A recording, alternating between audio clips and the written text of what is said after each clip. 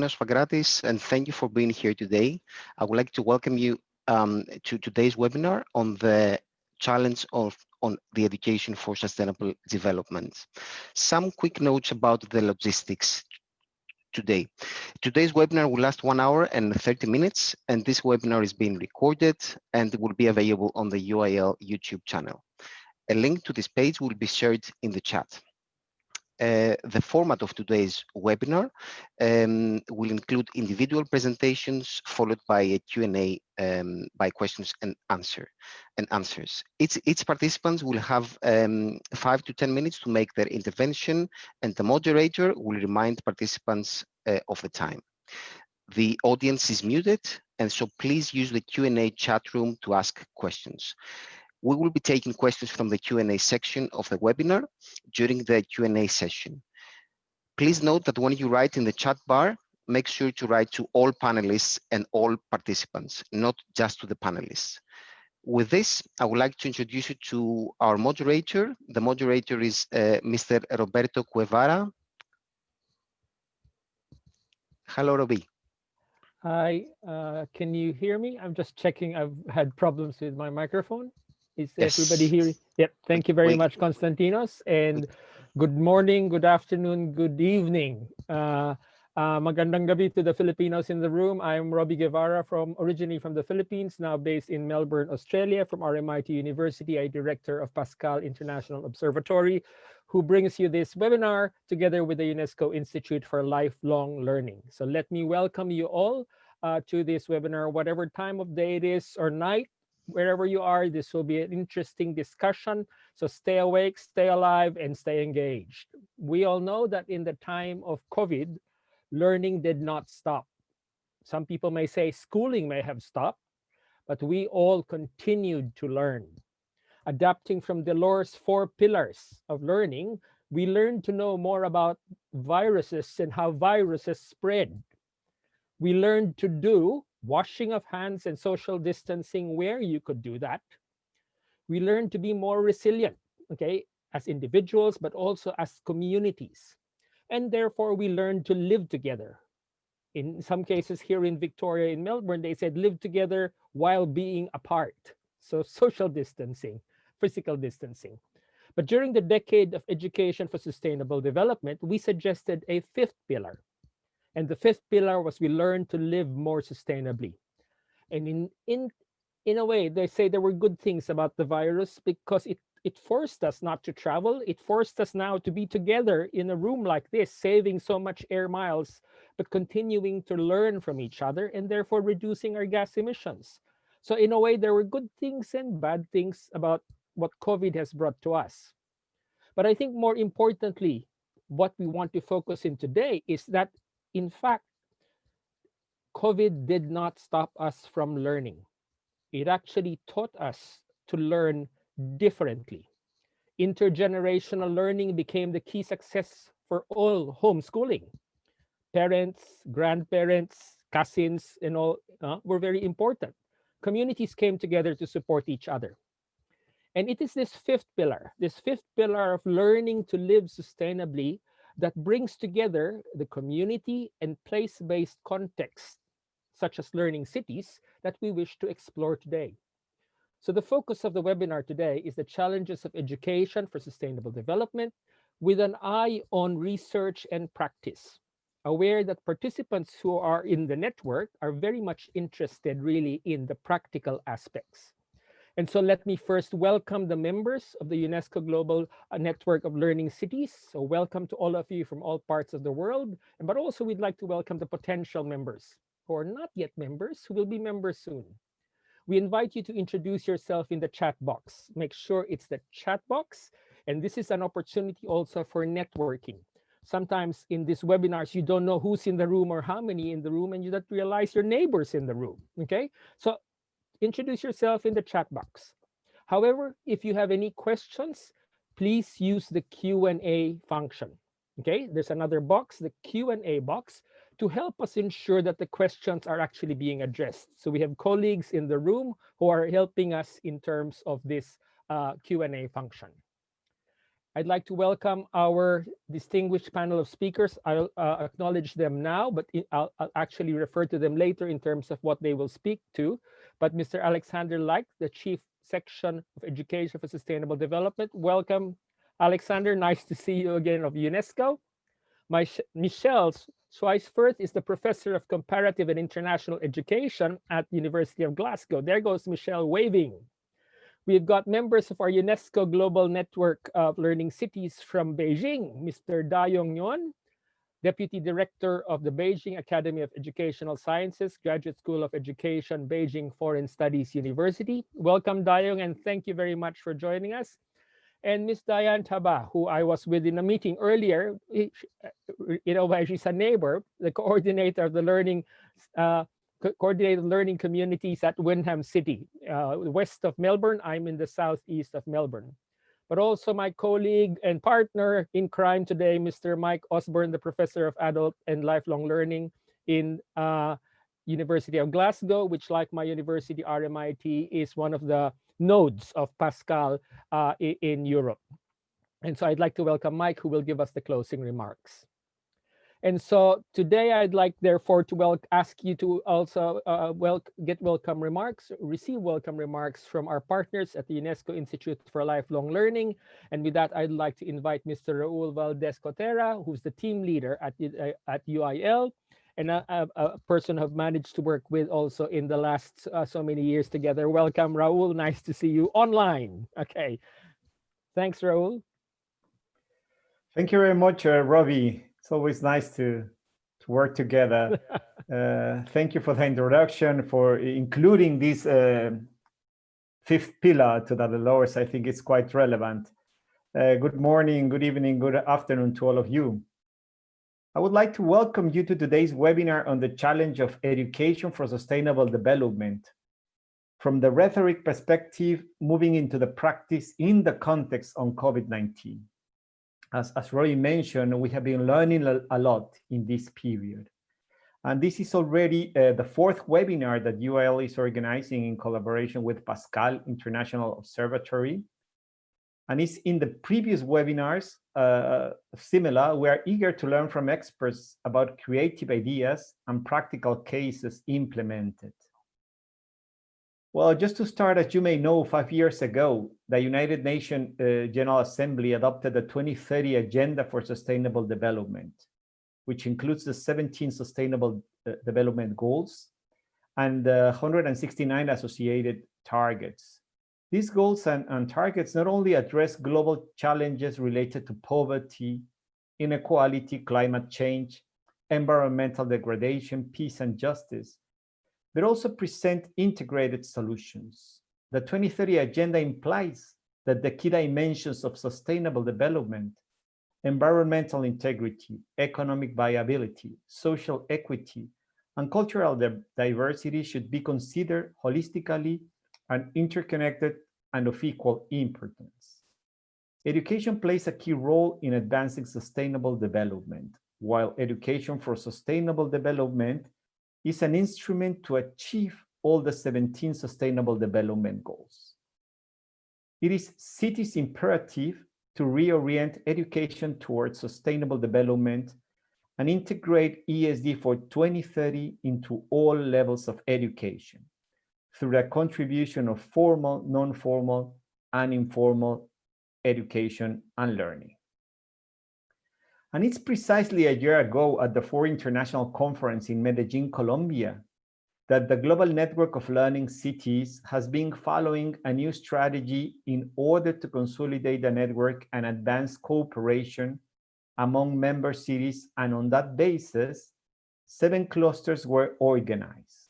One of them is ESD, followed by citizenship education, planning and monitoring, inclusion, entrepreneurial, literacy, health and well-being. But more than 70 member cities decided to join the ESD cluster, and this topic was given the highest preference. The purpose of this ESD cluster is to share information on ESD strategies implemented at the city level, facilitate the exchange of knowledge, resources, and good practices, provide mutual support, and build a common vision for sustainable development. And 5 key areas of actions to advance ESD at the city level have been identified. Strengthening political commitment, identify priority action areas for ESD, mapping and sharing good practices, enhancing networking and participation, and facilitating knowledge disseminating and capacity building. Hence, UIL is facilitating this process and provides support to member cities in the 5 key areas of action which I just mentioned.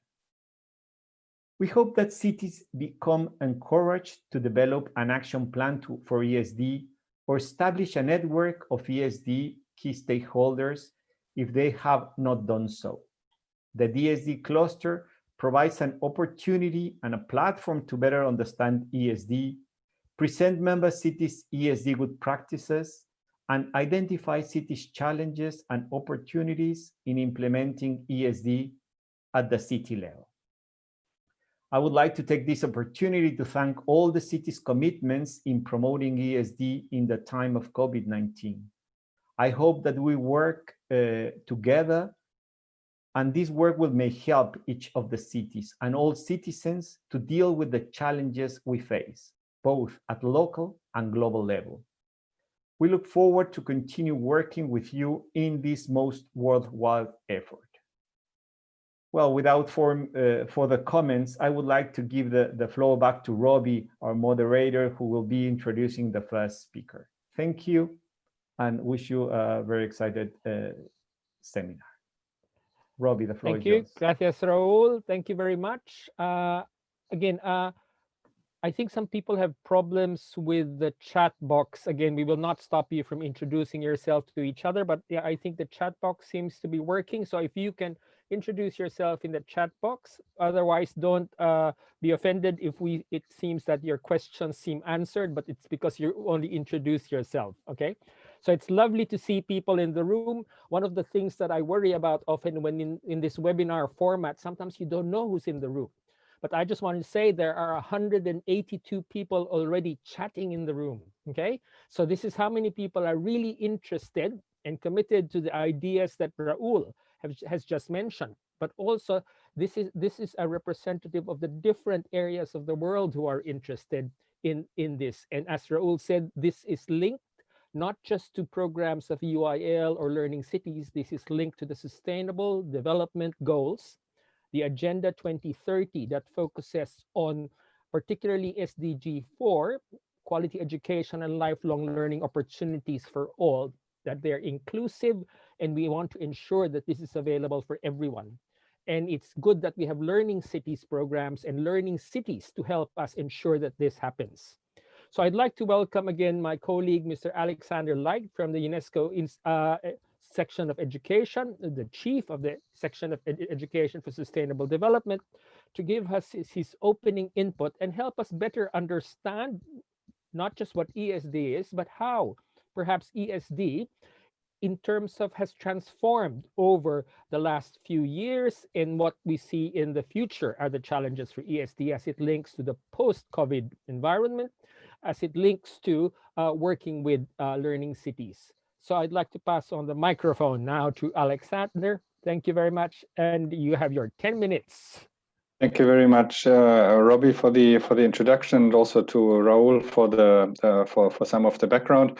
I'm very happy to be able to contribute here in a webinar specifically dedicated to education for sustainable development.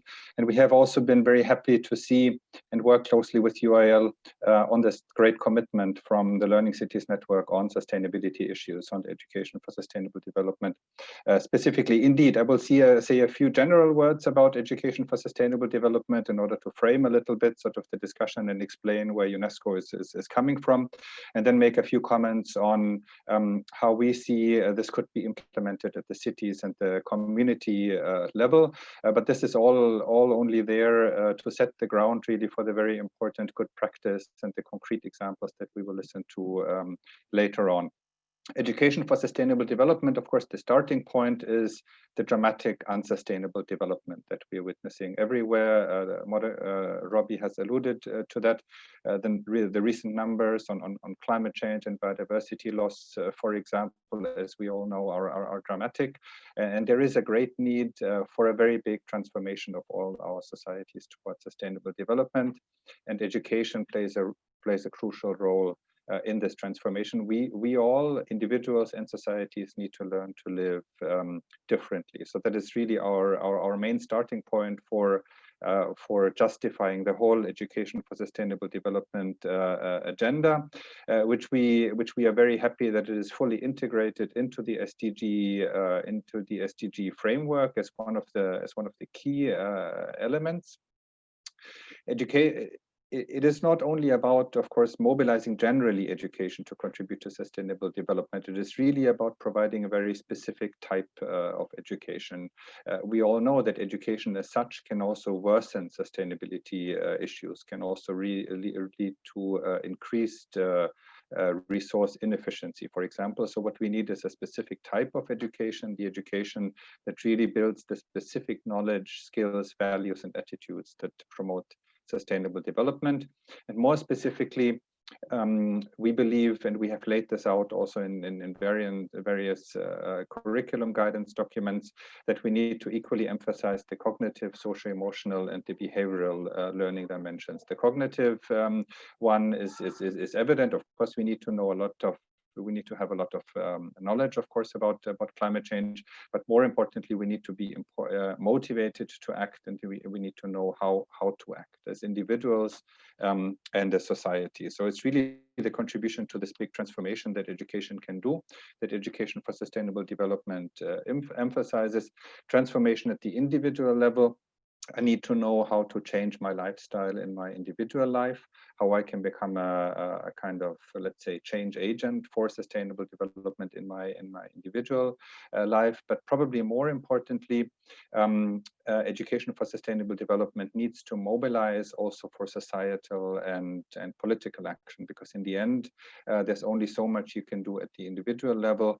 The real sustainable development issues and the solutions for sustainable development issues need to be found and can be found at the structural, societal, economic, and political level. So education for sustainable development, very importantly, also needs to include citizenship skills and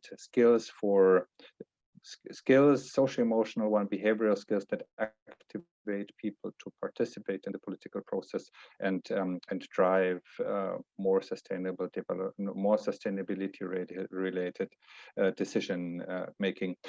This aspect of citizenship skills as part of education for sustainable development and the big societal transformation is one of the key features that we have introduced now in the new framework that has globally been adopted for education for sustainable development.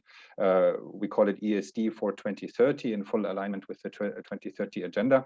UNESCO, with many partners, has developed this over 2 years, this new framework, through many stakeholder consultations, with also a very sort of active involvement of the voice of city and city governments and community stakeholders. It was adopted last autumn by our governing body. So this is really now sort of the new official global framework for education for sustainable development, and we're very happy that the Learning Cities Network is also specifically contributing to this framework. Another key feature of this framework is the alignment with the 17 SDGs. We spell out in a roadmap application that we're just about to bring out that explains the implementation of this new framework. We spell out how education for sustainable development can contribute to all of the 17 of the SDGs individually, but then more importantly, education for sustainable development can help make the connections between the different SDGs, and thus in this sense it goes back really to one of the initial starting points of sustainable development, that understands sustainable development really as an interaction and as a balancing between the economic, societal, and the environmental dimension. In this new framework, we have identified 5 what we call priority action areas.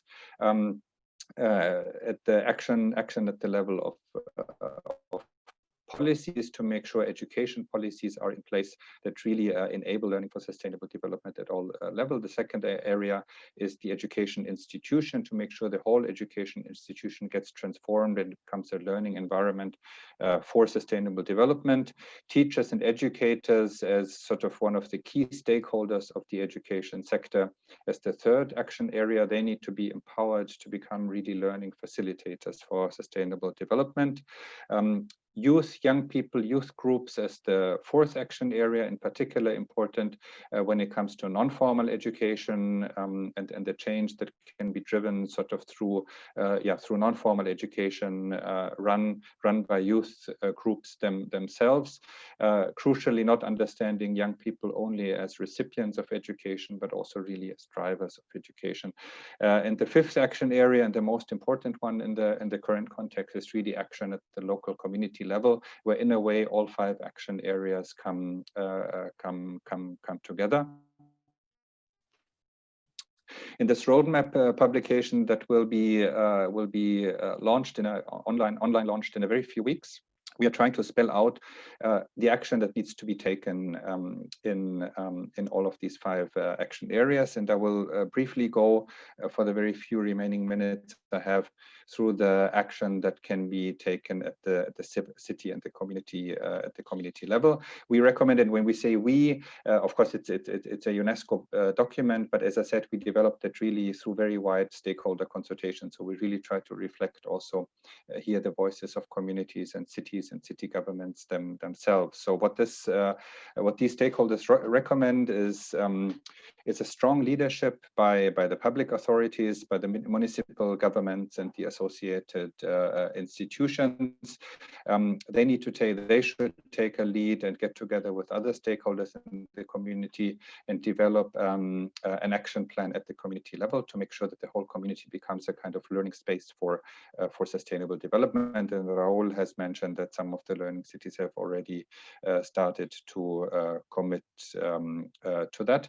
The second one is that all community stakeholders, again with a special emphasis on the city government, are called upon to ensure capacity building for all stakeholders in the community, specifically on the SDGs and on breaking down the SDGs to the local context. What do the SDGs and what does SDGs progress mean in the context of the specific community, and what can education do to drive this progress? Then our document, our roadmap, recommends that formal and non-formal education providers in the community coordinate among themselves to make sure that there's a really holistic learning opportunity in the community for sustainable development, and that there's not a disjoint between what schools, for example, do at the level of K to 12 education and what adult education does. All of this action at the local level, of course, ideally.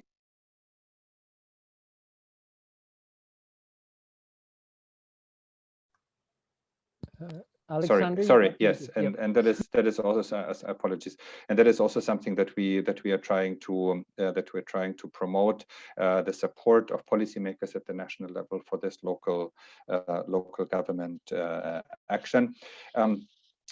As I tried to mention, of course, city governments have a special role to play for their leadership, but in the end, it's all stakeholders in the community that count. Education institutions, non-formal education players, community learning centers, for example, youth groups. Ideally, they would all be brought together in a multi-sectorial process at the city level, and we will hear later in the program, and that's why I will not go through them here anymore. We will hear later in the program, I believe, a number of concrete examples how that has been or how is being implemented in concrete cities. So with this, I would like to stop. I hope I've managed to frame a little bit the discussion, and thank you very much for your attention. Thanks, Alexander. You're just spot on the time, and thanks for that overview. That overview that gave us a context of a definition of what ESD is in terms of the broader view of ESD. It has content areas, but I think I really like when you emphasize that it's about change. It's about change, both individual change in how we learn, but it's also about change because you talk about the issues we're confronting are structural issues, societal issues that are so important. And therefore, part of this change is to learn to mobilize ourselves, but also our communities in this change, looking at not just mobilizing to address the problems, but also going back, and you emphasize this towards your end in your roadmap, when we look at the role of educational institutions themselves, okay? The role of educational institutions, the role of leaders in our communities, the role of other sectors, but also that ESD, when we talk of education, is not just about schools. It's as much about non-formal and informal learning, and how do we ensure that these opportunities across the lifespan or lifelong learning, but across the different areas are actually also happening. And so with that overall frame, okay, with that overall frame, keep that in mind. Keep some of the key words that Alexander spoke about in terms of what you would normally think of education: knowledge, skills, and attitudes, but also what would normally be in ESD: transformation. And then in the context of learning cities, as we hear examples from our colleagues, examples of actions, examples of, as Alexander said, it's the roadmap to do. Okay, so it's not just learning to know, but it's about doing, but also it's about transforming. So with that, and again, we had a question earlier about PowerPoints. There hasn't been any PowerPoints that have been displayed. It's only now we're going to start to have some PowerPoint presentations. And so you haven't missed anything. We wanted you to listen, okay?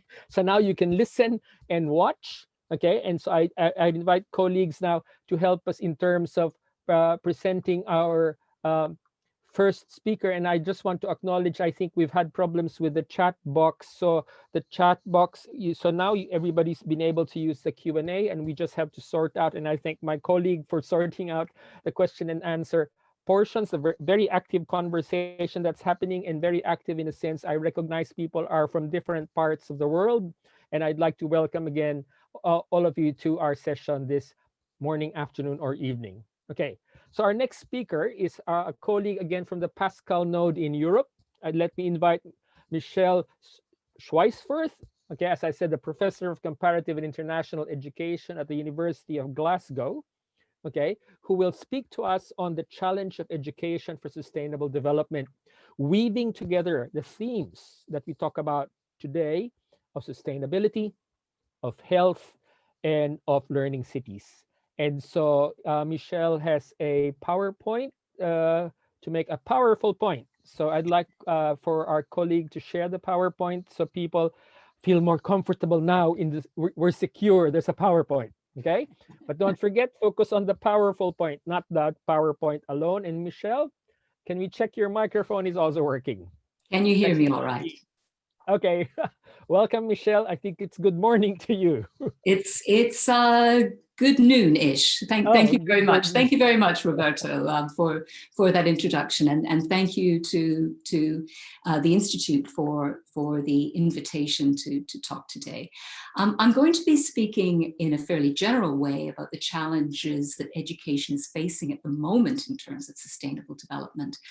And I'm going to be talking a little bit about a large project I'm involved in, which is the Sustainable Healthy Learning Cities project. This is a project that spans 8 countries with 60+ researchers involved. So I'm not speaking for all of those 60+ researchers, but I hope to tell you a little bit about the project and what we are doing to address some of what has already been outlined. I should say I'm going to actually focus mainly on schooling.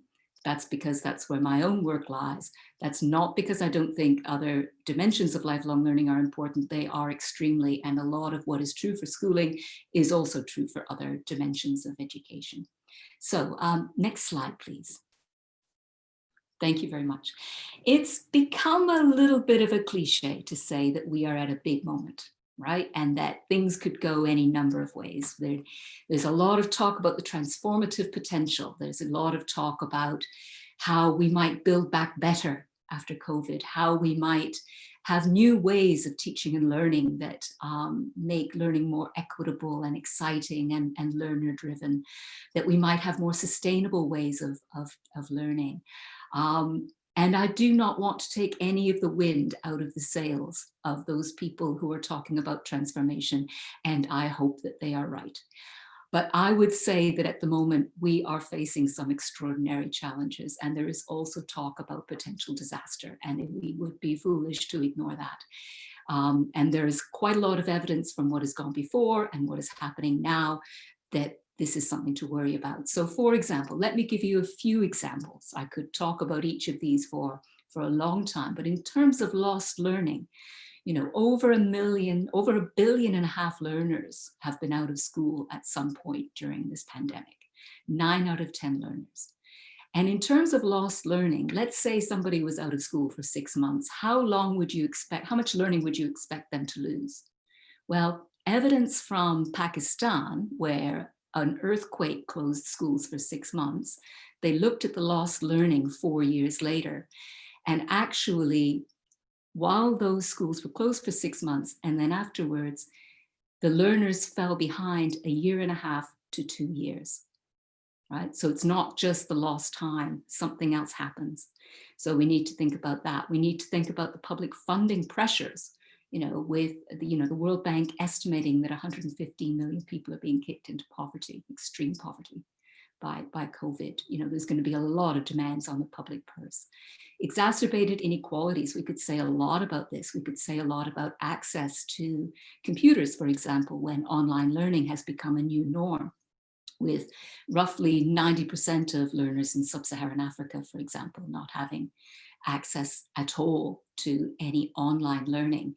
And also in countries where online learning is more the norm, there is evidence that certain learners who are already disadvantaged find it harder to engage with online learning and so fall further behind. And that may be because they're already a little bit disengaged with schooling, and the lack of personal contact makes that even harder.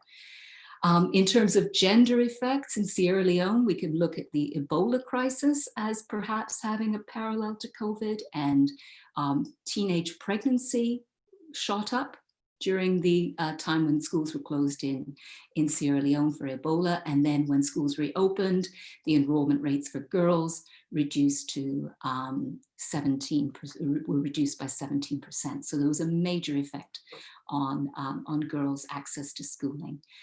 And I've used pretty strong language there. I didn't even realize I'd used such strong language about big tech until I sent my PowerPoint in. I said, hostage to big tech. Those are strong words. Apparently, the market for e-learning is going to be worth £325 billion by 2025. Who's going to be controlling that, and for what ends? And I will just, rather than beat my drum about this, I will leave that question hanging in the air. But I think Naomi Klein has some very interesting things to say about that. Next slide, please. So while we hope for transformation, I think one of the things that we have to do is think about how we're going to mitigate the massive potential for harm. And in some ways, some of these are specifically educational issues that educationists need to tackle. So the question of remediation, how do you bring people back up to speed who've lost schooling, who've been out of school, have not had the advantages of home support and access to online learning? Well, we need to ensure that learners are being taught at the right level when they come back to school. One of the reasons that learners fell so far behind in Pakistan, even long after the school closures, was because teachers kind of soldiered on with the curriculum, regardless of where learners were. And that was because of the pressures of examinations, the many things that drive schooling that make teachers kind of stick to a curriculum rather than step back and say, well, where are these learners and how do we help them to catch up? If you're interested in this, there's some of the work that won the Nobel Prize a couple of years ago on teaching at the right level is quite convincing about how incredibly important that is. But we also don't want to narrow the curriculum, ignore socio-emotional development of learners in the interest of catching them up on the basics. And we don't want to label learners, put them in the remediation group just because they are from poor backgrounds. But some of these questions cannot be addressed only by educationists. They require a more holistic, integrated approach. They require an interdisciplinary, intersectoral approach. And next slide, please. This is where I would like to refer to the Sustainable Healthy Learning Cities project, which integrates urban studies, education, and health. And we work across the SDGs 11, 3, and 4. And one of the principles underpinning SHLC is that sustainable cities depend on a population that is resilient, a population that has the resources that health and learning bring. But equally, health and well-being and learning opportunities depend on sustainable cities. And so it's really only working across those different sectors, across those different disciplines, that we can tackle these challenges. Next slide, please. And if we think about units of analysis, Alexander was mentioning the term communities and talked about the importance of local initiatives. So what do we mean by a community and what do we mean by people who are local? And we use the concept of the neighborhood in Sustainable Healthy Learning Cities. So we are focusing on neighborhoods as a source of educational opportunity and quality, a source of health possibilities or inequalities, and a life that comes from living in a particular built environment. And I like the idea of a nexus. How do all of these things work together? How does that create a sustainable neighborhood? And what kinds of governance structures and community agency facilitate that? We don't all agree on the definition of neighborhood. We might talk about a spatial unit as a neighborhood, but there's also the neighborhood in the mind, which is about who people consider their neighbors to be and where they see their neighborhoods beginning and ending. Next slide, please. So I'll finish there, hopefully on time. There are some references there. There's the website for the Sustainable Healthy Learning Cities project, if you're interested in that. And some of those statistics and other facts that I was pointing to in my presentation can be found in those resources there. Thanks, Michelle. Spot on. You've got a timer within you. That's that's the teacher within us.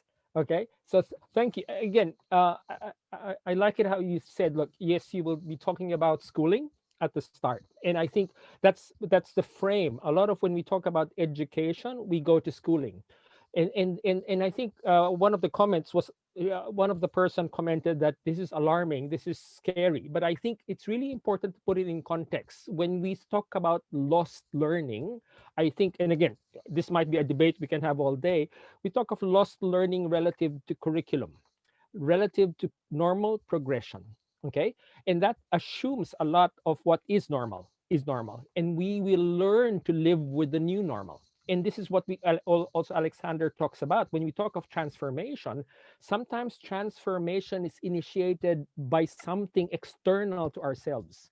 And when we start to think about it, change is the normal. And so therefore, when we talk about education for sustainable development, it's not something that is predetermined that this is where we're getting. It is something that I think when you talk about resilience, it is something that we continue, and I argue often in the work that I've done while I was at UIL, argues for resilience as learning, that you don't become resilient, now I'm resilient, but change will be constant. And so therefore, I think what Michelle opens up with is to say that, yes, it is alarming what has been lost, but also we need to know and hopefully recognize that this situation is also, hopefully, if we had the support of intergenerational learning, to also be able to recognize what has been learned. Okay, I know, because it's been challenging, different contexts or different situations of people in different poverty settings, for example, and inequalities that have become more, they said, more vulnerable. Mental well-being has suffered a lot, and that's true. Okay, and so we need to be able to, when we talk of building back better, we're not just building back better the education system, we're not just building back better society, we're building back better also the individuals. Okay, and so therefore this also talks about what Alexander talked about, and I think what Dayong will focus on. When we talk of individuals, we're not just talking about individual knowledge. There is as much in what Dayong will talk about in terms of the interconnection of what we need to be able to learn that's linked to ESD. And so again, thank you, Michelle, for for putting into the picture, okay, putting into the picture the value and of the value and the issues. And as you said, some of their words were strong, but yes, it has a punch, okay. But then beyond the punch, we need to be able to look deeper to what does this actually mean, okay? What does this imply about our education systems and how? Because again, this might, well, fingers crossed, hopefully this is the last major global pandemic that we will have. But some people are saying climate change is the slow creeping. And I don't want to call it a pandemic, but it's the slow creeping change that suddenly it might just be the cliff. And we don't know when that is. It's not as predictable. So I hope this is a practice run and that we will be prepared with more resilient individuals and resilient education systems. And so thank you again, Michelle, for the challenge that you posed and the tensions that you identified for discussion. And so as I said, our next two speakers are members of the UNESCO Global Network of Learning Cities. Okay, so they'll speak from the experience, okay, from the ground. And I'd like to welcome again from Beijing, China, the UNESCO member of the Global Network Learning Cities, Mr. Dayong Yuan, who's the Deputy Director of the Beijing Academy of Educational Sciences, Graduate School of Education, the Beijing Foreign Studies University. And so welcome, Dayong. I know you're speaking from your phone. It's still working. Can we check your microphone, Dayong? And yes, thank you, moderator. Okay. Hope this is working. Okay. We can hear you very well. Okay, thank you. Okay. You got your 10 minutes. Thanks, Dayong. Okay. Okay, thank you, Robin, and hello, everyone. And well, I thank you for invitation for this webinar. I got this notice 2 days ago, and the title of this of my mission is to give some introduction of the challenge of education for sustainable development, the ESD in Beijing. Well, it's interesting because I worked for lifelong learning for more than 10 years. And also last 2 years ago, our academy invited the new institution. It's called Institute for Lifelong Learning and Institute for Lifelong Learning, Institute for Sustainable Development. It's the first institute using the name, both with lifelong learning and also ESD. It's the first one. But I have to say, I changed to a new job. So the following one, the Beijing Foreign Studies University, is my currently working position. So that's the background. Next slide, please. Okay, well, I think the city of Beijing has a quite long history of the ESD. We have started from the project, it's called EPD. I think the first presenter, Alexander, he visiting Beijing quite often, and I read some articles of his speech during the conference. We organized at least 10 big conferences, international conference in the past 20 years. And the UNESCO has the leading role from EPD, and also we have the DESD and GAP, now the ESD for IDG. They're very interesting because we have our website. It's called www.esdinchina.org. But this website is not working very well. The news is the new one is only 2017. So it means 4 or 5 years ago. It stopped running. Well, it shows the first challenge, that is the government funding, because usually this project is funded by the government. When the government funding is not very well, like now we have our economy is not very good, So the funding of ESD is cutting down. So we have to change, we have to seek another way. Next slide, please. Okay, well, today I'd like to mention two challenges from our Beijing perspectives. The first challenge is the concept, the idea. What is ESD? Although we have more than 20 years of the ESD running in China and Beijing, but still there are lots of different ideas, different meanings. That one meaning I use quite often is the ESD is about creating the change. It wants us to change our habit and the way we think and talk about the environment. So the keywords and environment. So lots of people say, okay, you do ESD is you are doing the environment education, but actually no, we are not doing the environment education. We have to explain to them what's the difference. And also ESD is also the education with the transformative agenda. It's about the creating change towards the most sustainable ways of living. We're using this idea also very much, quite often, but still we have a new challenge because recently we have a new idea. It's called ecology, ecological culture, ecological education. So we have to try to find out what's the difference between the ESD and ecological education, and also ESD with the environment education. So there are lots of ideas coming in. Well, as a researcher, I have explained to the audience, to the schools, and also to the government what's the difference, why this idea is important. So I think maybe UNESCO and the UNESCO Horticulture, the ESD department did a very good job. I know they run a lot of international conference. Still, we have a long way to go to let everyone know the ideas. As I said at the very beginning, I worked for the lifelong learning and the learning city department for quite long years. I have to say our lifelong learning ideas is quite popular. It's quite, everybody knows in the communities, in the community school and in the informal and the non-formal learning. But ESD usually is in school. So that is very, I feel very honored because today I know that the webinar is organized both the GNLC, the Global Network of Learning City, and the ESD department. And also Pascal, I also worked for quite a long time with Pascal. They did a very good job. They have the Learning City network as well. So it's good, very good start. So, and also we have a new term, it's called eSTEAM. eSTEAM, it means ESD for STEM and arts education.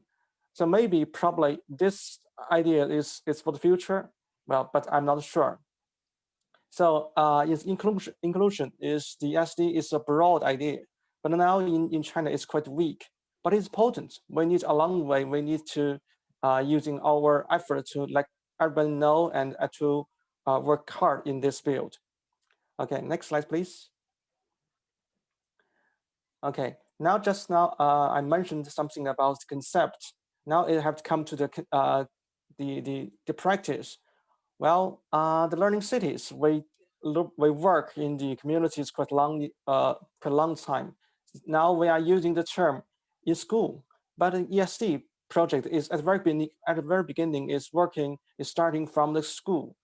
Well, actually, we have in China we have at least thousands of pilot schools in ESD. They did a very good job, but they also have some challenge. They have some challenge of this ESD project. Something like the funding, just now I mentioned, funding is from the government. The government funding is cutting down. That's the first challenge. And also in our ideas, in Chinese national curriculums, we have 5 different ideas, which are the moral education, intellectual education, the physical education, aesthetics education, and the labor education.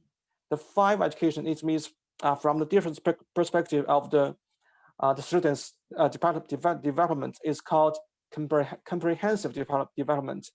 Usually, in Chinese context, in our school situation is intellectual is the key, is the most important. The schools and the leaders and the government pay much attention because they have to they need to use the marks. They need to learn a lot of knowledge. But from maybe last 5 years, perhaps they are paying attention on the sports and also on the labor this year. Still, we are not focused, we don't have the ESD included. So if the ESD, as I mentioned just now, if the idea are try to persuade the government to accept this idea, then we need to have a new national curriculums. We need to have a new ideas to include the ESD into our national curriculum and also examinations. So because we are an exam-driven school education system. And also we have the schools. Well, the students are working very hard. We have to say it's crowded curriculums, a lot of things they have to learn. So if we learn some ESD, we have to squeeze the time to ESD. Well, it's because ESD is, I have to say, it's time consuming. We have to organize activities and etc. So lots of schools do not like to do this. That's the challenge for the school. And also ESD sometimes it's expensive because we need to buy some supplies. We need to buy some tools to help them to get the ESD project. So lots of people, a lot of schools do not like to cover this budget. So that's the practice challenge. Next slide, please. Well, as I said, we have a big survey last year. This survey is covered 2,000 samples from the different schools in Beijing.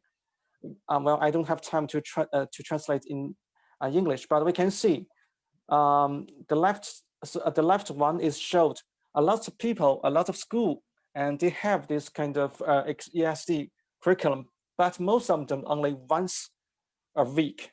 No, not once a week, once a month. So it's quite less.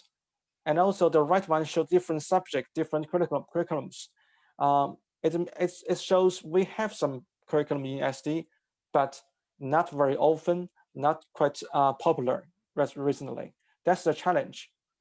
Well, I think there are next slides, please. And also we have a lot of new challenge, like air pollution.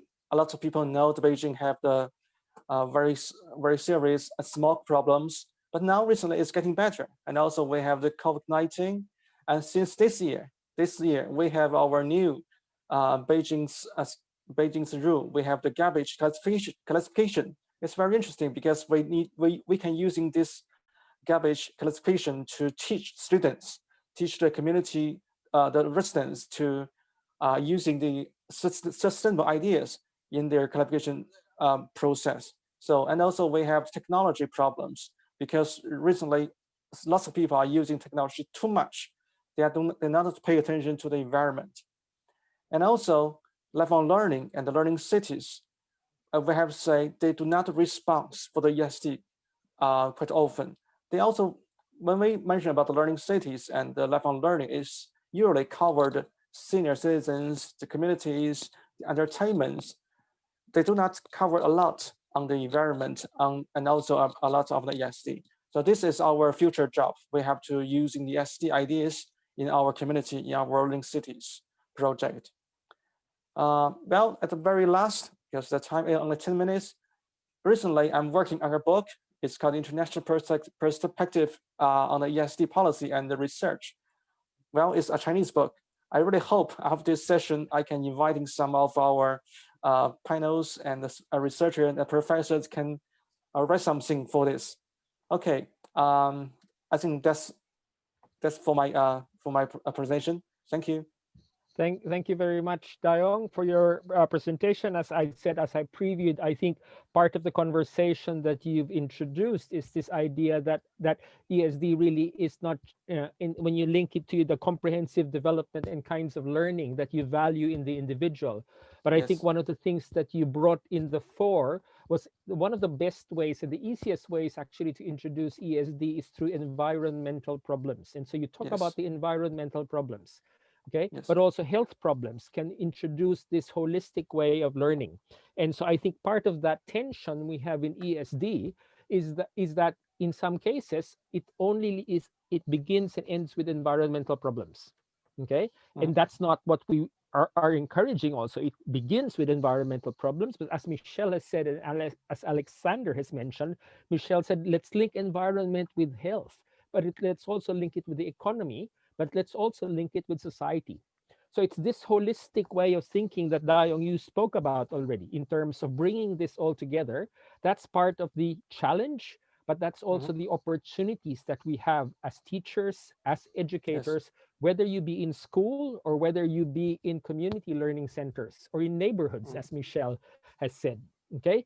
And so with that, thank you again, Dayong. And so I'm going to go now to our last but not the least is somebody local. Local for me in Melbourne. And I don't know if you've heard, but Melbourne is the COVID capital of Australia. We are the last one to continue to be on lockdown. We're fingers crossed we will be released from lockdown. Sorry, I can't say the same what's happening in Europe. We all know the virus has spread again in the second wave. We're hopefully surviving the second wave here in Melbourne after being in lockdown for more than 100 days now, Diane, I guess. And so, but I think, again, there's a level of as I said, learning for us, but also it's really interesting that our politicians are also learning differently.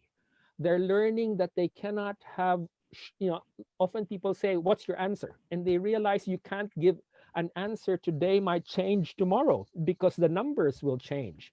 And so this idea of change as constant, and this idea of ongoing learning, I think we see in our politicians. So when Alexander talks about, it needs to have leadership, and now we're discovering, okay, and in our region, one of the leaders that people talk about is the newly elected Jacinda Ardern in New Zealand, in terms of how she managed to, okay, respond to the COVID crisis. It was very controversial. She did the first massive lockdown, but I think, as they said, she won a majority, and so part of that, and again, linking back to what the roadmap Alexander said, what does ESD also mean about the new kinds of leadership? And this new kinds of leadership will evolve new kinds of learning. And so I welcome again colleague and partner in crime here in Melbourne. We're planning more global learning festivals here. Diane Tabat to speak to us about her work and in the implementation of the Wyndham's learning community strategy. She was very influential in and how it links to ESD. Thank you very much, Diane. You've got your 10 minutes. Thank you, Robbie. And yes, certainly thank you for the invitation to share some of Wyndham's practices in education for sustainability. I'd first like to acknowledge the traditional owners of the land where I'm speaking from and pay my respects to the learning, culture and sharing that has taken and will take place by their leaders, past, present and emerging. Next slide, please.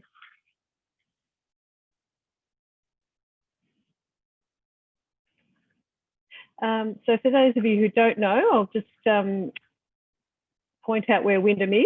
We're located in southeastern Australia in the state of Victoria. Our boundaries cover areas of urban, rural and coastal development. We have a population of just over 270,000 people. We're one of the fastest growing areas in our state and our country. And Wyndham Council employs over 900 people, making it a major employer for the area. And other main areas of employment are agriculture, construction, education and healthcare. Next slide, please. So this is our learning community strategy. So our work as a member of the Unesco Global Network of Learning Cities and the Pascal Learning Cities Network is driven by this learning community strategy, which takes us up to 2023. And the strategy was developed in partnership with over 50 community partners, and we collaborate with them in delivering on our 18 actions. So the strategy has a focus on celebrating living and learning in Wyndham, advocating for equality and quality in service provision, facilitating partnerships and collaboration across sectors, and innovating learning and fostering new entrepreneurial spirit. Next slide, please. So there are various elements as to how we address education for sustainability in Wyndham, and today I'll be speaking about our work more broadly in Wyndham, and then hone in on the work of the council, and then specifically as part of my unit, which is libraries and community learning. That's the next slide, please. So starting, we've heard about the importance of bringing in the local community. So a great example that we've had for the last couple of years has been the Young Scientists of Wyndham competition. That has been run as part of our Wyndham Learning Festival, and it was run by a young community leader with a dual passion of caring for the environment and inspiring young people's interest in science. And each year the competition has resulted in some really interesting and creative and well thought through solutions to Wyndham's waste problems. And you can see a couple of images there of some of the young people and the solutions. We also have a really active teachers environmental network where teachers across Wyndham get together once a term to share their knowledge, experiences and skills regarding environmental education and projects happening in schools. And the council supports teachers in delivering an integrated and locally relevant sustainability curriculum through council's waste education officer. We also have a Wyndham Tech School. They're currently in the process of developing a suite of new courses, but in the past have held a range of sustainability sessions, including developing a sustainable house with 3D CAD and virtual reality. Next slide, please. So now looking at the council responses and programs. So the work of the council's environment team is all about empowering staff and the broader community to have the confidence to understand and therefore improve their environmental habits. So it's, the framework is provided by our environment and sustainability strategy that takes us up to 2040. And that includes a key strategy around education. Wyndham has had a large-scale solar rollout, and that project has been designed to reduce the energy demands and greenhouse emissions of the municipality's community buildings through the installation of solar panels and cutting-edge battery technology. And this project is one of the largest rollouts of commercial-scale rooftop solar by a local government in Australia. We also have a project called Lighting the West, which was a large-scale changeover of Wyndham's street lighting to LED.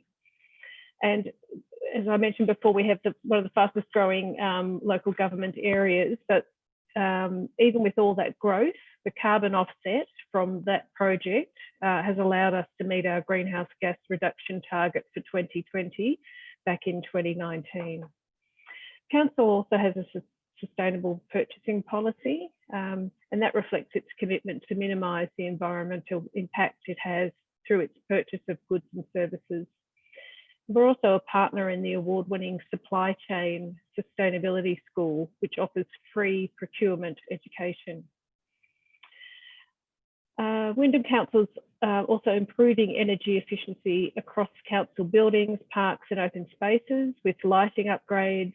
We're installing solar and incorporating environmental sustainable design in the planning of our new buildings.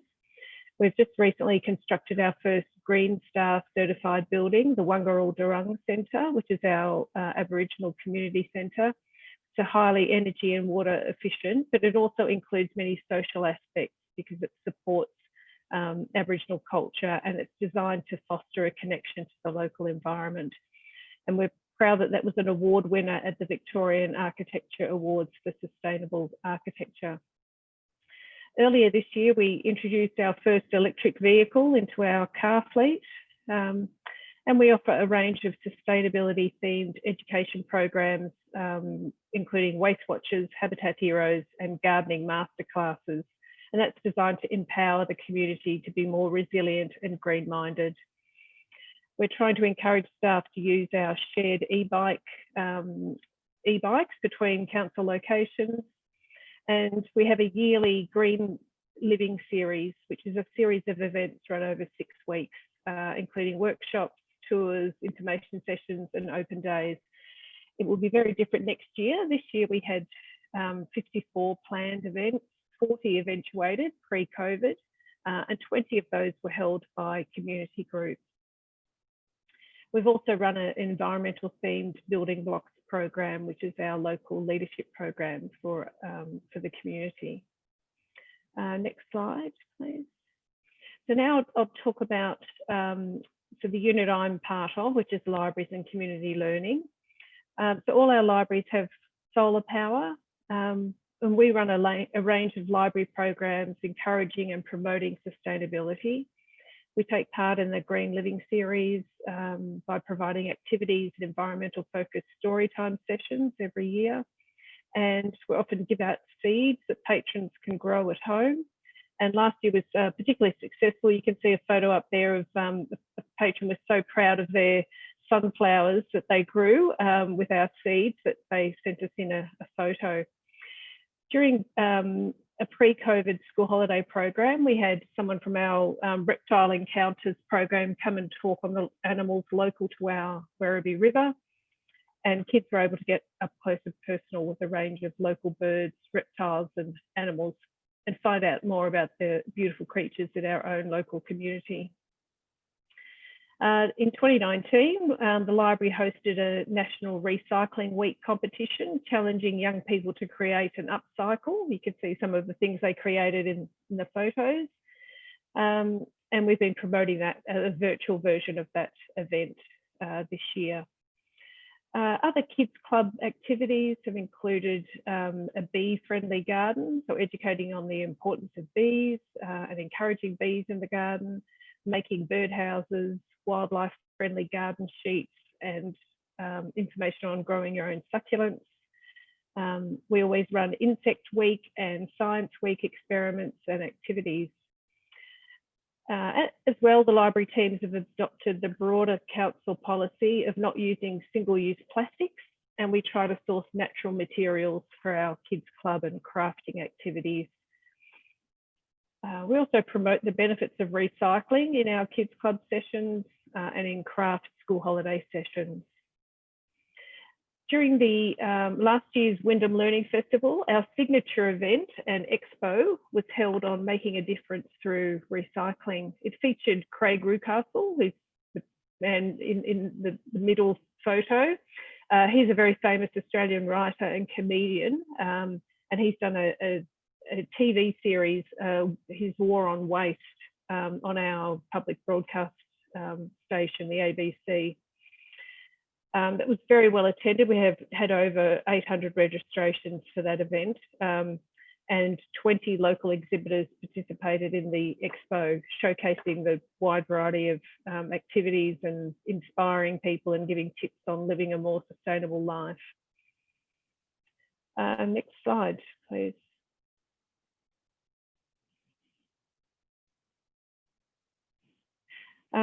So that brings me to the end. You can see that that's our website at the top, and that has links to Wyndham Together, which is the website that we've developed as a response to COVID, and it includes our environmental focus.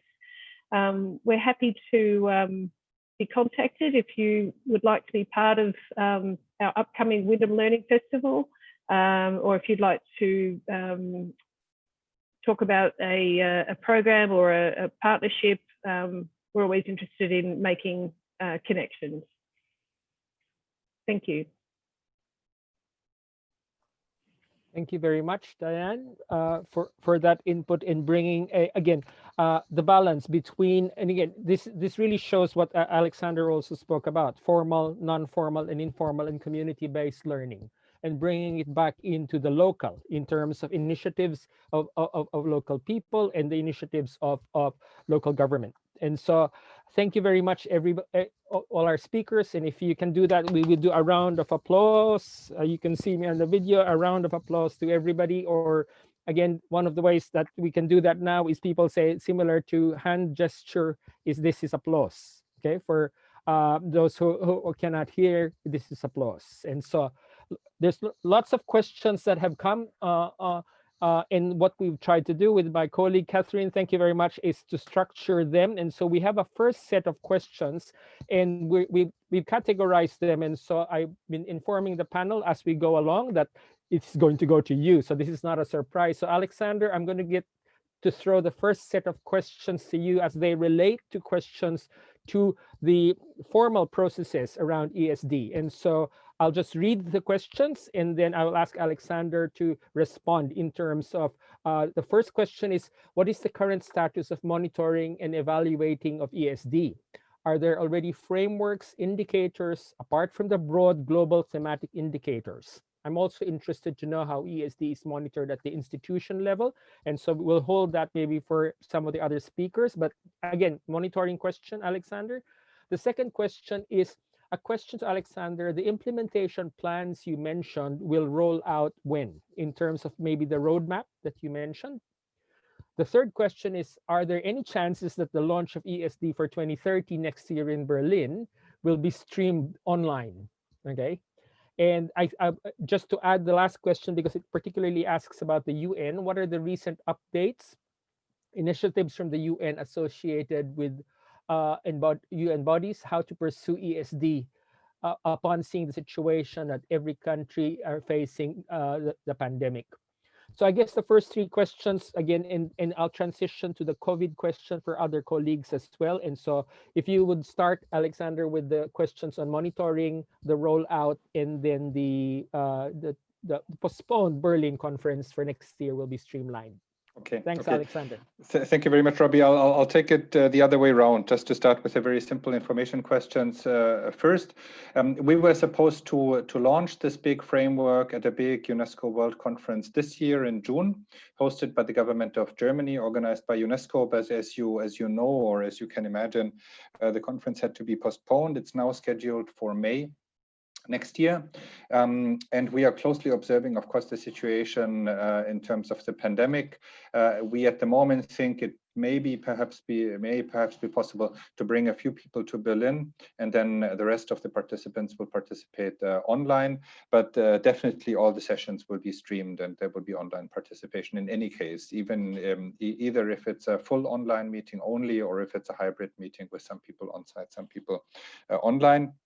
The roadmap that I mentioned is being finalized at the moment, and we are launching it. It's a document really that provides more guidance on these specific action areas, that provides information on the status of ESD, and that also explains in some detail what UNESCO will do and what kind of structures UNESCO is setting up in order to support stakeholders.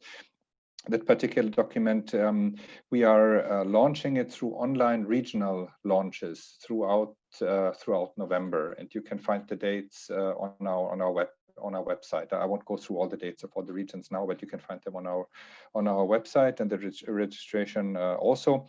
The monitoring is, of course, it's a complicated question, and I could speak very, very long about it, but I'll try to keep it short.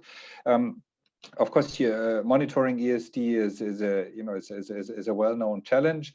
We have one very, very good or positive, sort of from our perspective, positive development is that now ESD, together with global citizenship education, all of target 4.7, are now officially part of the SDG monitoring scheme. So there will be now annual reporting on progress on education for sustainable development for the first time next year. The survey that is used for this is run by UNESCO, but then it is fed, of course, into the global monitoring process for all of the SDGs targets. That, of course, concerns mostly sort of educational input. So what have countries done to integrate ESD into curriculum, into teacher training, into assessment, etc. It doesn't say much about the learning outcomes, and that's, of course, a widely researched field, as I'm sure you know and you're aware of. And I'm not aware of many large-scale studies that show kind of that assess teachers' knowledge or competencies or skills that are ESD related. One important one, or one related one at least, is the ICCS study, the International Civic and Citizenship Education study, that has some sort of ESD related elements there. And we are working with the colleagues at IEA who are running and developing the studies, and who are developing the future cycles of the study, to include in the future cycles a stronger ESD component, a stronger environment, but also more broadly ESD component. So we have some hopes for that study, but beyond that, I'm afraid that it's still very much a field under development, sort of large scale studies on sort of students' knowledge students' knowledge. Thanks, Robbie. I think I'll stop here. Thank you very much, Alexander. I'd like to pose the next set of questions because of the theme. We want to also look at the lens of COVID, and I invite our speakers to be able to look at in terms of, okay, what learnings and challenges has COVID left to distance education, for example, for adults? Maybe Diane, you can contribute to this in terms of, again, our experience of the Global Learning Festival, so learning for adults. What role does education, particularly ESD, okay, play in how it contributes to transformation needed for COVID or post-COVID, okay? And therefore, and then transition, Michelle, when you look at COVID and the post-COVID, I think there's a question in terms of, there are some frightening statistics around what Michelle said and some of the potential effects of lost learning and associated poverty. So I think the question is a discussion around how do we mitigate these effects of this lost learning. So maybe I'll start with Diane in terms of your experiences of distance education opportunities, or particularly around ESD and COVID and post-COVID-19. And then I'll go to Michelle, and then I'll go to Dayong if you have any response, but otherwise I have a question for Dayong as well. Okay, Alexander, raise your hands if you have input on this as well. Diane, thank you. Thank you. I think the situation we all find ourselves in, I think, has prompted us to have to rethink how we do things. And I guess I could use our Global Learning Festival as an example. We were, a lot of cities and communities around the world had either cancelled their learning festivals or postponed their learning festivals. And in discussing this amongst ourselves, we thought, well, why don't we band together and provide if we provide one or two learning events each and connect them, we're generating a whole lot of learning events that we can all share in. So I suppose looking at trying to tap into the collaborations and the partnerships that that we all I guess have, or starting to generate those partnerships and collaborations as a way of just, I suppose, doing things a little bit differently. So yeah, I think that the challenge is to try to reinvent or rethink how we're doing things. Okay, thanks, Diane. And Mike and I can attest to that, the attempt to be able to have local learning festivals and learning cities connect with each other at this time. And so I guess the potential is there, where online can have a potential to be able to link ongoing learning, okay? That happens. And so that's one of the responses, okay? But Michelle, you talked about also the challenge with online learning. So if you can look at one, the first question to you, Michelle, is around this whole idea of how do we mitigate this lost learning? And then what are the opportunities, despite the fact that it's dangerous to have the online thing controlled by a few, okay? How do we respond to this such that we ensure that we reduce lost learning? Big questions. Okay. Big questions. I wish I had big answers. And I apologize for frightening everybody, but I see no point in pretending that these are not issues. They are huge issues. And in terms of mitigating lost learning, I think, Roberto, you said something really interesting. We're only understanding lost learning in relation to a fixed curriculum. Yeah. I think we need to think about what drives education systems, this fixed curriculum, these assessments.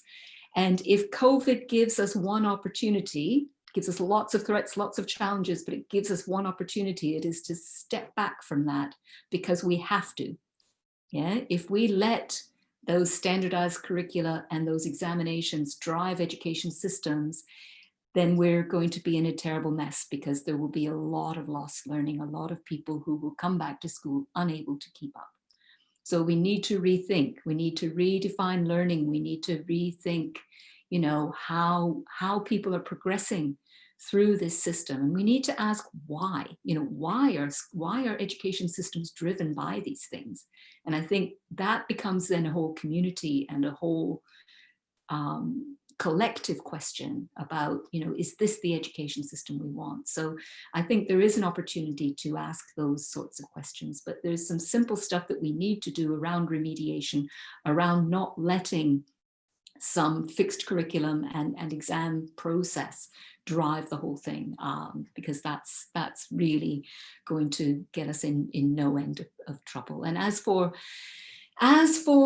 you know, the question of how we make sure that people who are driven by the ethic of lifelong learning, by the question of equality, by inclusion, by wanting to create a better society, that we keep a hand in the education system, then I think that there's got to be some legislation. It's got to be, you know, we need to have some say over who's controlling education and not let it become a for-profit enterprise. And that's a very simple, high-level truism, but I think it's one that we are in danger of forgetting. Thank you very much for bringing the bigger picture, Michelle. And I think we have a few questions if we have time. They came towards the end, this question about, you know, the systemic question about the resulting economic crisis, this whole idea of the capitalist system.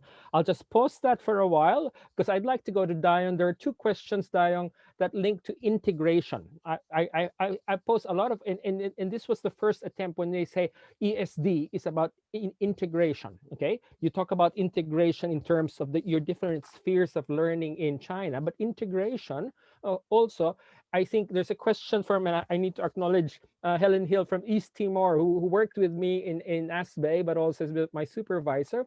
She talks about reorganizing the way they teach natural and social science subject in secondary schools, and they use the SDGs, particularly SDG 15, as the entry point, okay?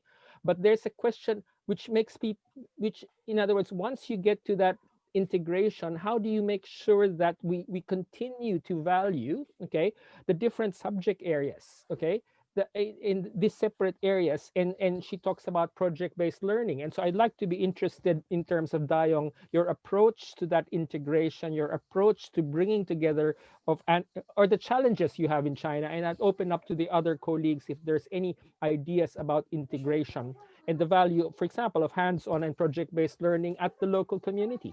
Dayong. Okay, well, thank you for the question. Well, I try to answer the question, perhaps not very correct. Well, this integration is quite important for the ESD, especially for the school curriculums. Now we have the idea, STEM, just now I mentioned a little bit. It's called ESD, STEM. The STEM is the science, technology, engineering, and the science. And also we put the arts inside, it's the STEM. And also we put ESD at the very beginning. It means the ESD is the master idea of the whole curriculums. So that's the idea. And also during the teaching, the student and also the teachers, they know there's called eco-literacy. I probably this is the correct term. Eco-literacy. Eco-literacy, yep.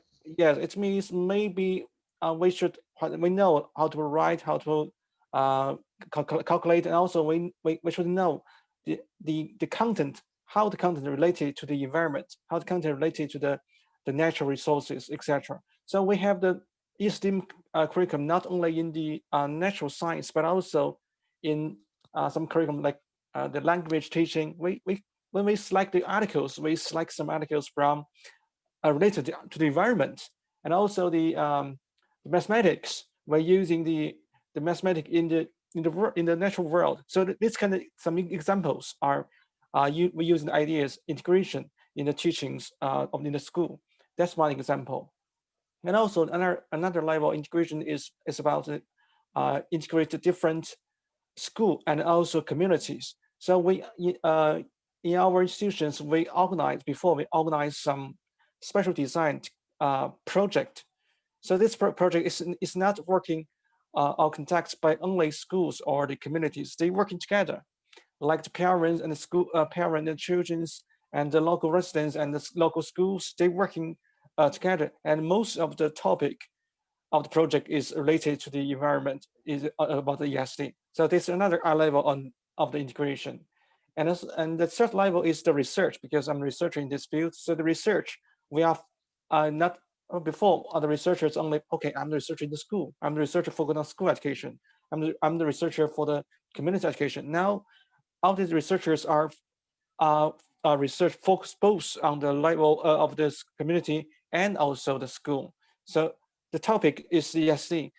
It's no different with the school and the local the communities. It's the same. So perhaps that's my general response of these questions. Thank you. I think it was spot on. You had 3 particular ways to approach integration in terms of the broader framework, in terms of the localized learning, and so in terms also that integrates methodology, content. Okay. Did you have anything on integration from the other speakers, Alexander, Diane, or Michelle? No. Okay. So, speaking about learning cities, we often talk about cities. Okay. And I think one of the things that Mike and I have been considering on now is we're not just talking of cities, we're also talking of communities. And there's a question here, and I don't know if anybody can answer, just raise your hand, that focuses on indigenous knowledge. How are we going to inform and involve, okay, indigenous peoples living in remote areas, that culture is a big part in education for sustainable development without damaging their beliefs and values and bringing them into the more advanced state of leadership, for example.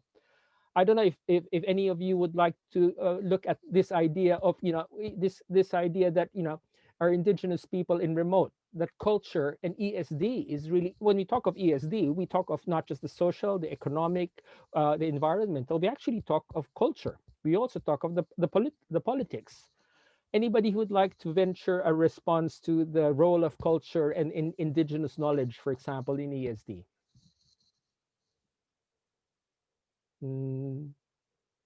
No. Okay. Dayong, did you switch? Oh, Alexander. I'd like to make a very small comment. Okay. Because Dayong, go first. Go, Dayong, go. Thank you. Thank go, you. Dayong. Well, here is very interesting because we have a Chinese saying. This thing is called the Green Mountains are the Golden Mountains. So it means in the remote, most of the remote areas have very good, relatively good quality of the environment. They have the rivers, they have mountains. So recently we try to using the SDG goals and the ESD and also ESD ideas to help them to design their own, not curriculum, their project to get more tourists, to get more residents from the city to the countryside, to feel it, to feel the environment. So so now a lot of people like to live in the countryside. But perhaps this is one way to help the countryside to feel the same of the ESD, perhaps. So that's my simple comments. Thank you. Thank Alexander. Just very briefly, maybe, I think one important distinction when we look about culture and ESD is really between sort of the wide concept of culture and a more sort of specific concept of culture.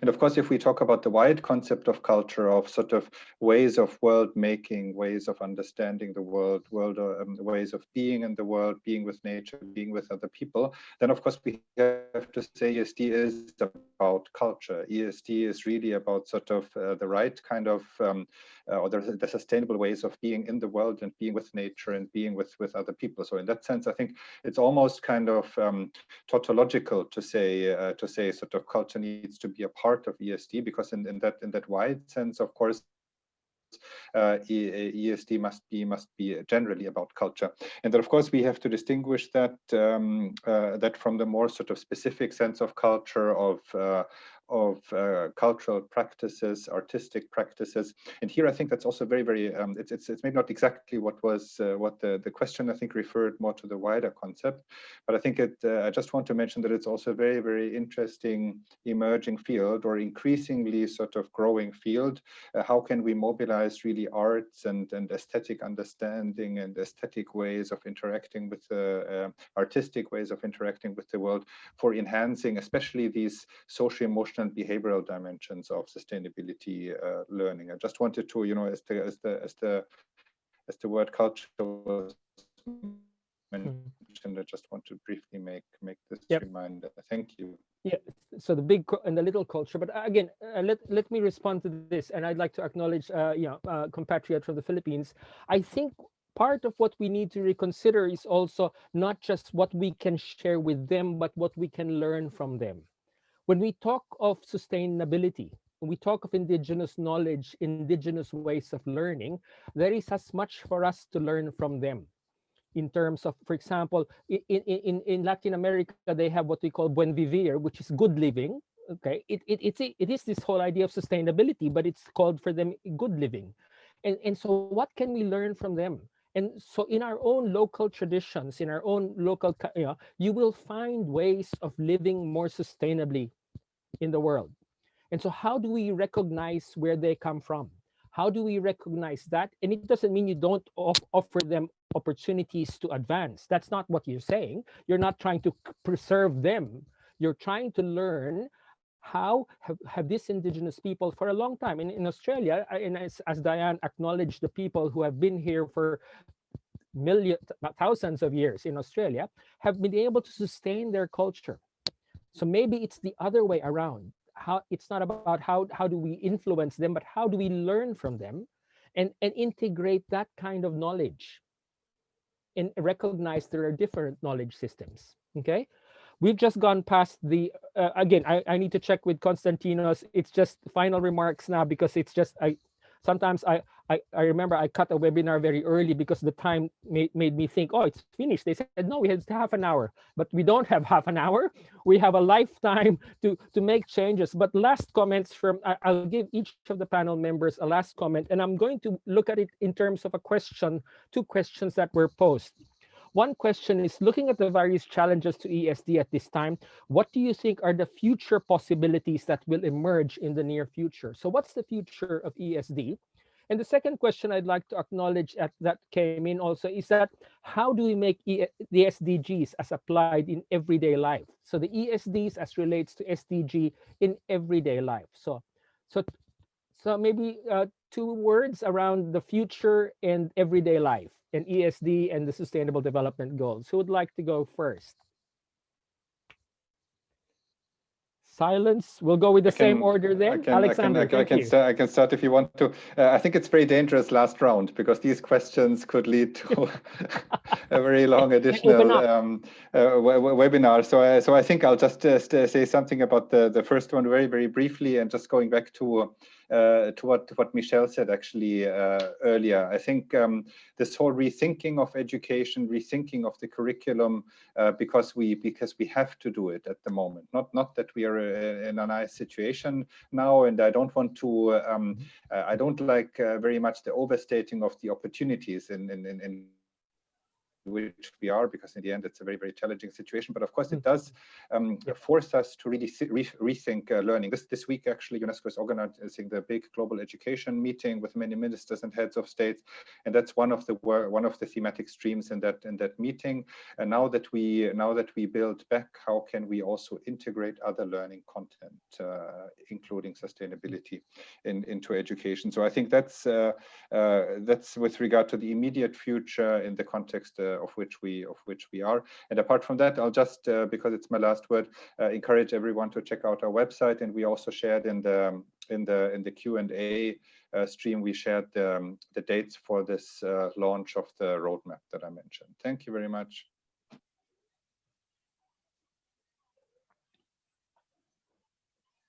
Thank you, Alexander. Michelle, your turn. Okay. Future.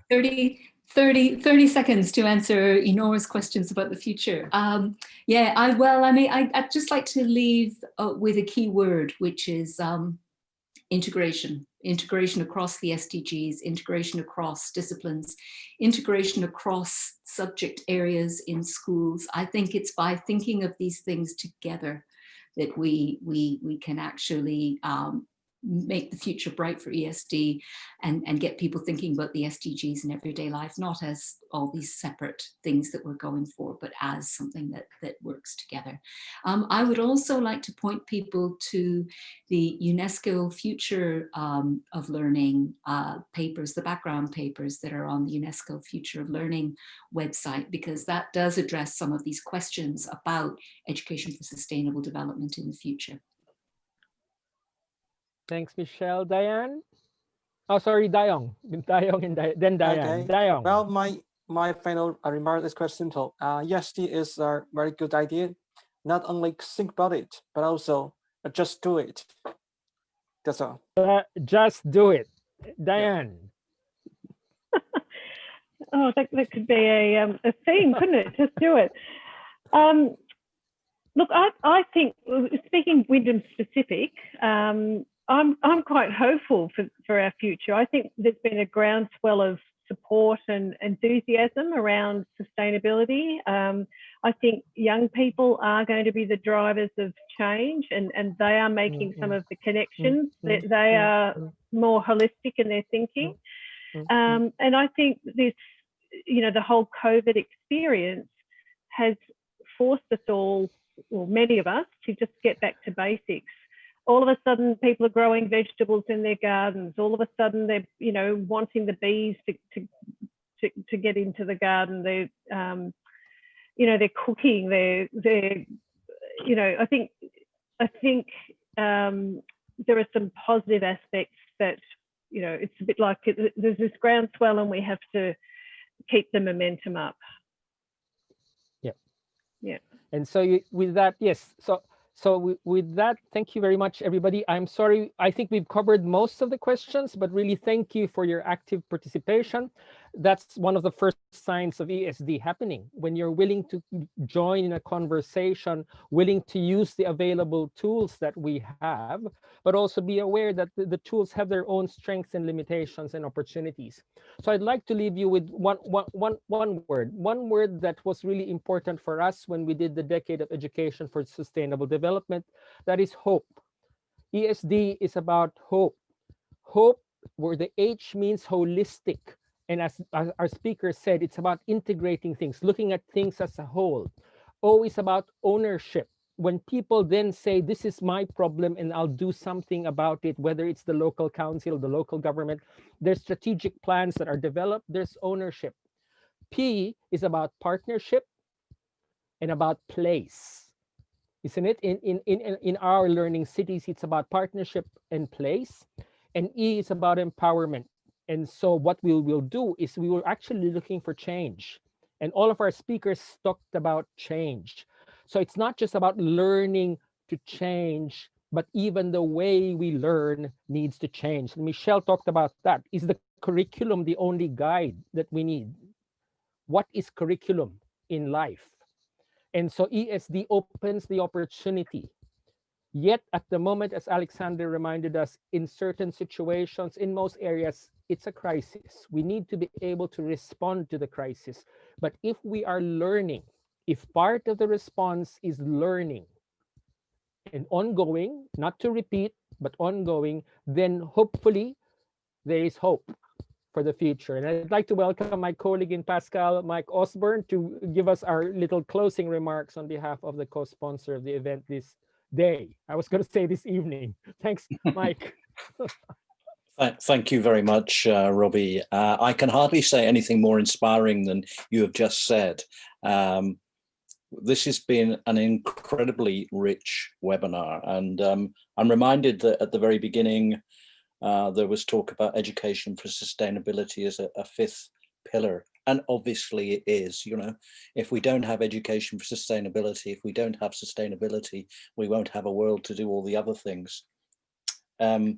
The holistic approach to the issue is so important as well. And there was a mention of gardening, so I thought I should put up something about plants in my own garden, which you can see in the background. And I was so pleased that Diane mentioned reptiles, insects, and birds. Everything is important. Diane mentioned the fact, though, that learning cities are, from his perspective, are not yet responding adequately to education for sustainable development. I think they are in many cases, but in other cases, there's more work to be done. Can I just finish then with my thanks to my colleagues at UNESCO in Hamburg. I think for those 200 of you who've been online today, you probably don't realize how much is going on behind the scenes. We have fantastic partners who are working so hard behind the scenes, and Konstantinos and Christina who've been with us today, Mary, who's not with us today, and of course Raul, have worked with us so cooperatively and helpfully over the past few weeks to put this together. And thanks also to our speakers today, to Alexander, to Michelle, to Diane and Dayong. And behind the scenes, my colleague Catherine, who's been bringing together all your comments and passing them on to Robbie. And finally to Robbie, who could not have been a more dynamic moderator than he has been. So let's silently give him a little clap as well. So with that, we're 10 minutes over. Let me thank you and tell you that the next time we'll be running one of these webinars will be on the 18th of November. And we also plan for an extra 6th webinar in December. Thank you very much and stay safe wherever you are, morning, noon, or night. Goodbye. Thank you, Mike. Thank you, everyone. And so we'll just switch the cameras on from all the speakers, if we can all wave, and that's the future. Dayong, show your daughter. Thank you very much, everyone. We're waving goodbye. Thank you. Good night, good evening, good morning, good afternoon.